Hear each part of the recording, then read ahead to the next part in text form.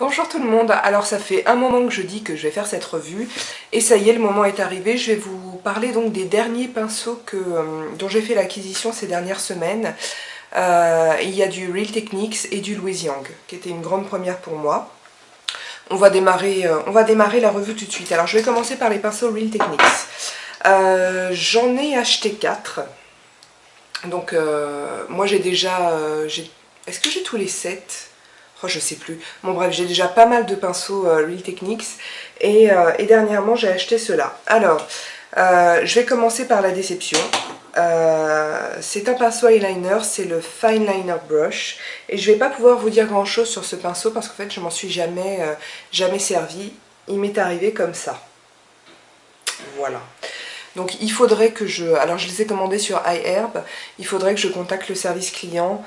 J'avoue, à un moment donné je me suis dit que j'allais le faire et puis j'ai mis ça de côté et du coup je les ai jamais contactés. Donc je sais pas si vous avez pu voir, mais bref, les poils sont complètement explosés.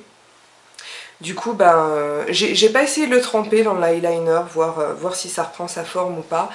Peut-être que j'essaierai, du coup je peux pas vous en parler. Voilà, je suis désolée, ça commence bien la revue. Ensuite, je vais passer à la Foundation Brush. Alors, j'ai beaucoup entendu parler de ce pinceau, que beaucoup trouvent absolument formidable. Moi, je le trouve juste pas mal, en fait. Voilà, donc c'est un pinceau à fond de teint qui est biseauté. Moi, quand je pose le fond de teint au pinceau, en fait, je préfère ce genre de pinceau.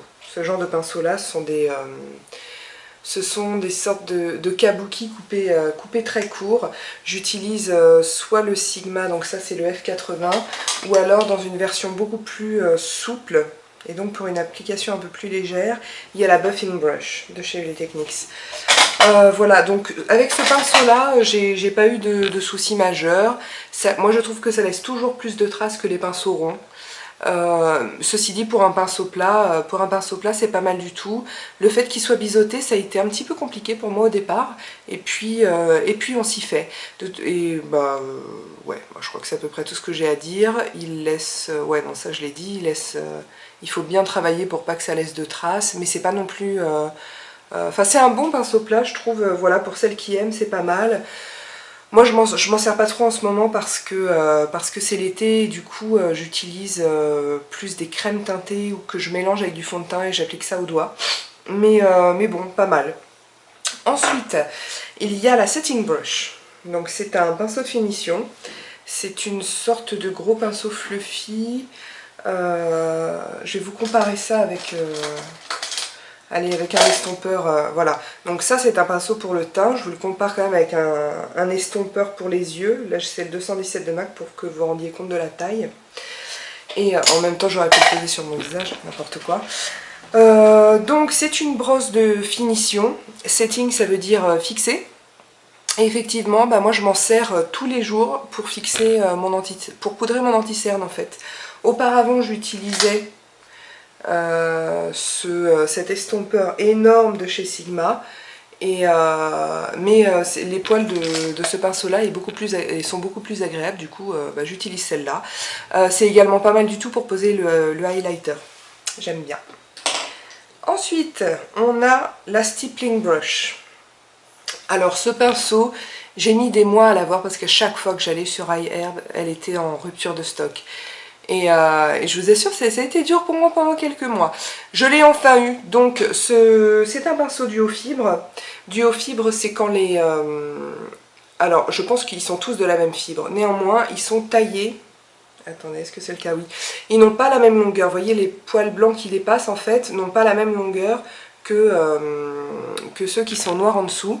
Et ce genre de pinceau sert généralement pour appliquer les produits de crème, comme les blush crème. Et je peux vous... Alors pourquoi? Parce que, en fait, comment vous expliquer? Le fait que les poils, là-haut, soient plus clairsemés, Ça va faire en sorte que vous allez poser votre matière de manière beaucoup plus légère et diffuse. Et du coup, c'est très sympa. C'est très sympa pour travailler les matières crème. Bon, bien sûr, c'est du synthétique comme tous les Real Techniques. Et ce truc est un pur bonheur. J'adore ce pinceau.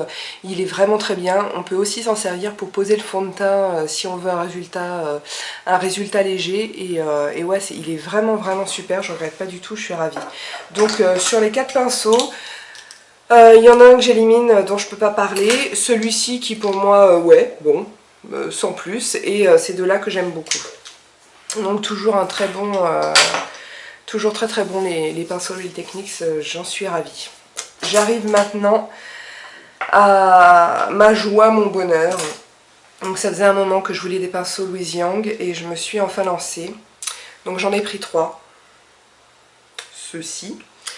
Je vais vous expliquer à quoi ils servent et puis je vais vous raconter un petit peu ce que j'en pense. Donc on va commencer par le pinceau eyeliner, c'est le LY25. Alors moi d'habitude, j'ai pris l'habitude de poser mon liner gel ou crème avec des pinceaux coudés comme ça. Ça c'est un Coastal Sense, oui, ça c'est un Coastal Sense. Parce que c'est vrai qu'au début c'est plus facile et tout. Donc je me suis dit, il faut quand même que j'essaie les pinceaux plats. Et autant en prendre un bon. Donc je l'ai pris chez Louise Yang. Le pinceau est vraiment fin. Les poils, c'est marrant parce ils ont une certaine rigidité tout en étant souples. Je sais pas si c'est hyper clair ce que je dis. Et finalement, j'ai trouvé l'application tout aussi simple qu'avec un pinceau coudé.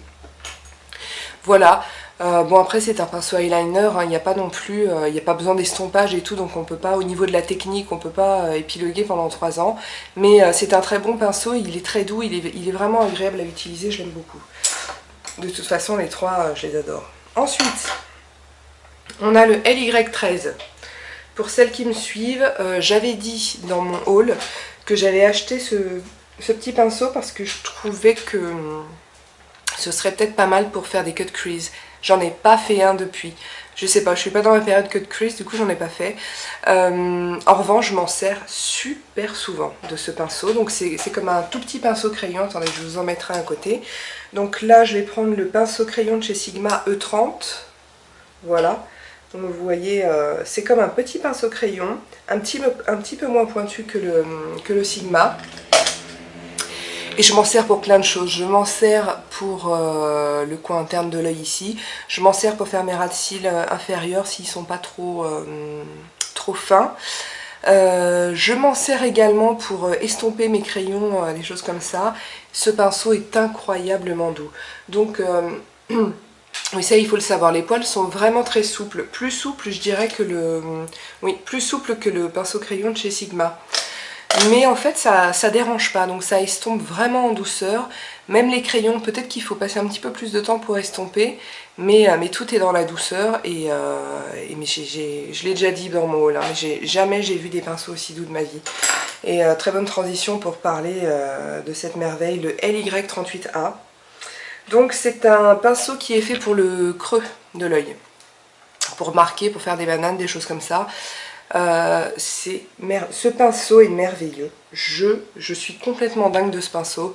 Je pense que quand j'aurai récupéré un petit peu de sous, hein, parce que ces derniers temps je me suis un petit peu trop lâchée, je vais acheter les 2 autres versions, puisque le LY38 existe donc en LY38, 38A et 38B. Plus vous descendez, plus le pinceau est fin. Pour comparer, je vous le remets à côté du MAC si je le retrouve. Je ne le vois pas. Non, ça c'est pas un bon pinceau à vous montrer. Ah, je trouve plus mon estompeur. Bon bah tant pis, je peux pas vous le comparer. Moi je vais vous le mettre à côté de celui-là. Tant pis, c'est un pinceau Coastal Sense, un peu pourri j'avoue.